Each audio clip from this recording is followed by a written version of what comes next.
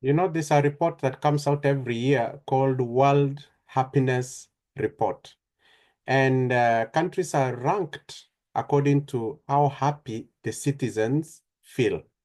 Today, I'm going to tell you about one of the countries that has consistently ranked on the top.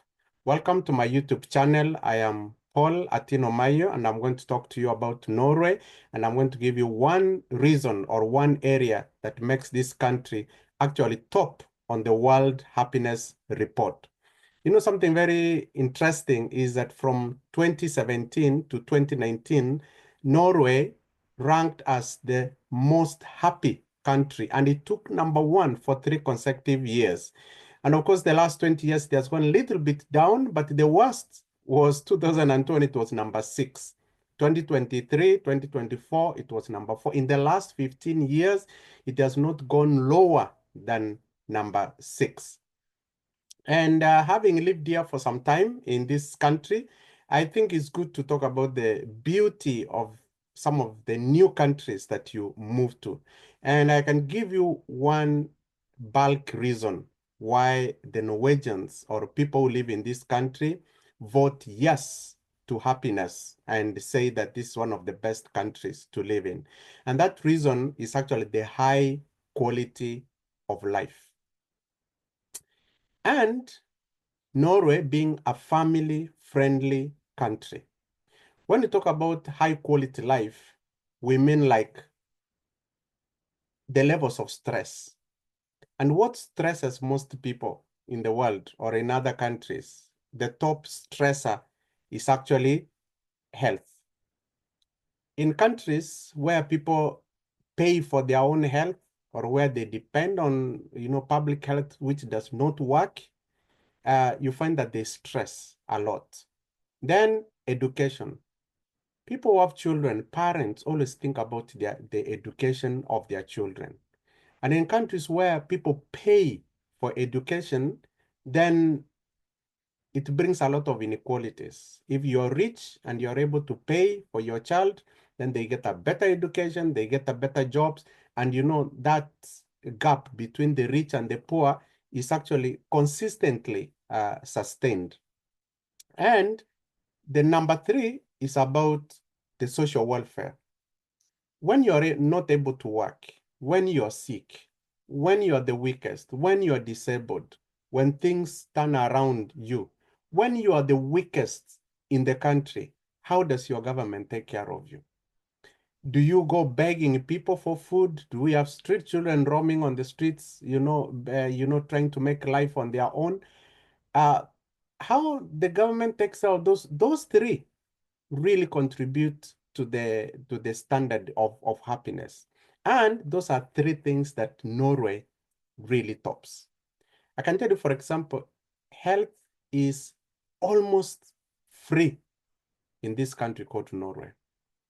In fact, everybody has an access to a personal doctor in the whole country. So you can apply and you have a right and you can be allocated a personal doctor. So when you're sick, you just book an appointment with your personal doctor and your doctor will treat you. If it's just to give you medicine, you can go and you can prescribe for you, you go and buy and you go back home. But if your condition or your sickness needs, a hospital, then your personal doctor will refer you to the hospital. And once you are referred to the hospital, your health care is taken care of free. No payment. It doesn't matter what type of treatment you're going, so long as you are referred by your personal doctor, the health care is totally free. No stress when it comes to sickness. Let's talk about education. Education for the citizens of Norway is completely free from grade one, when your child starts in grade one, up to university. And in fact, it has been free for even non-Norwegians, non-Norwegian citizens. Until recently, after Corona, that's when international students were being asked to start paying school fees. But otherwise, for all these years, it's been free.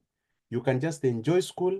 If you are a parent, you can send your children to school without worrying that you have school fees. Of course, we have a few private schools, but majority of schools here are public, well taken care of, high standard, and they're just local. Your child just walks to school and you don't worry about the quality of education and the access to the education. So no school fees. And then number three is the social welfare. In this country, it's called a social democratic country, and they have a functioning social welfare system. Social welfare system here, I mean like if you're not able to take care of yourself, you get help, public help from the government. If you don't have a job, and let's say you are working and you lose your job, you'll get almost 66% of what you are earning until you get another job. Maybe it takes around 2 years. And in the meanwhile, there is a government organization which is helping you called NAV. It will help you to get a job. Of course, as yourself, you look for a job.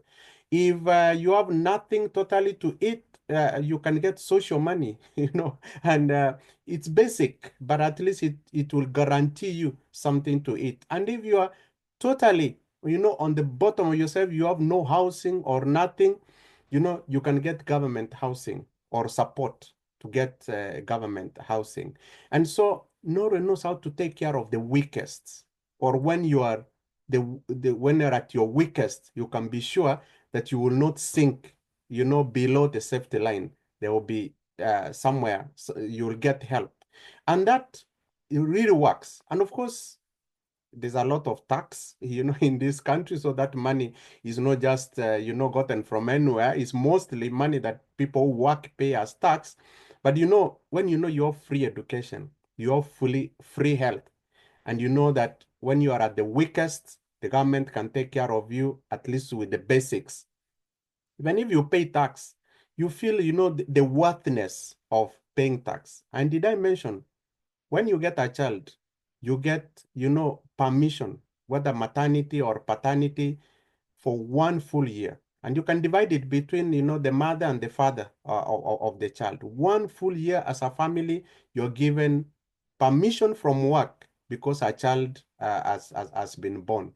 And it's very attractive, and it's one of the reasons that make this country very, very attractive. So just follow me. I'll be sharing once in a while, other factors. Norway is more than just the social welfare system that really functions. There are many other factors that make this country so beautiful and so nice. And once in a while, when I'm inspired, I'll be sharing. So I invite you to subscribe and follow me, and I'll share more with this. Thank you for joining me today.